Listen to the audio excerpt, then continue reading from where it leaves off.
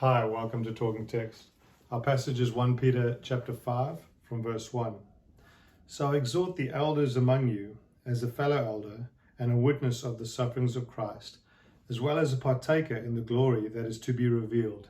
Shepherd the flock of God that is among you, exercising oversight, not under compulsion, but willingly, as God would have you, not for shameful gain, but eagerly, not domineering over those in your charge, but being examples to the flock.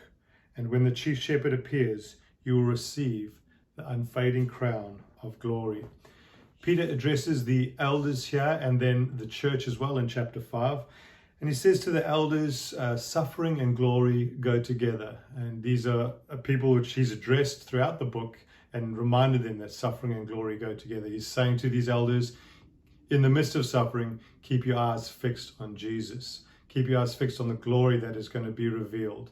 I want to ask you as a leader to keep your eyes fixed on Jesus. He says, shepherd the flock. Shepherd, care, love, pastor the people. This is the call of leadership, is to love and care for people. He says, shepherd this flock that is among you.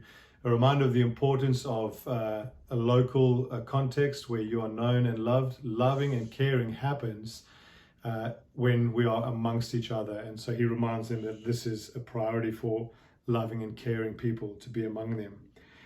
And he says, do it willingly as God would have you, not under compulsion.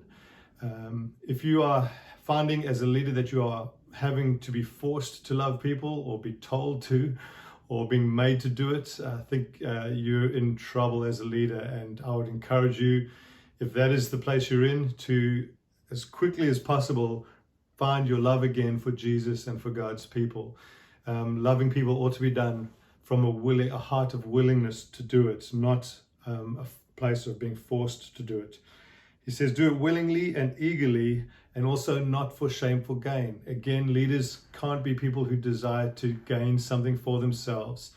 In fact, the model of Jesus is the very opposite. He saw the brokenness of people, the brokenness of humanity, and he gave of himself. He surrendered himself and gave himself to redeem and rescue. And that's the model of leadership which Peter is asking these leaders to follow here. Don't do anything for gain. Rather, leadership is about giving.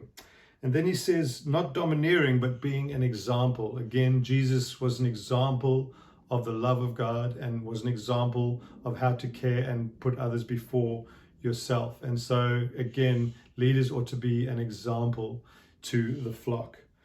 And when the chief shepherd appears, he says, Jesus is the chief shepherd. He is appearing. And he says this is a certainty, and that ought to frighten us a little bit in the sense that one day the chief shepherd will come back and we'll have to give an account to him. And he says, he is the chief shepherd, and you will receive the unfading crown of glory, that those who are faithful to Jesus and pursue Jesus will receive a rich reward. And he wants to encourage these believers or these leaders to follow in this model of Jesus and to look towards the glory that is going to be revealed. Thanks for letting the text talk.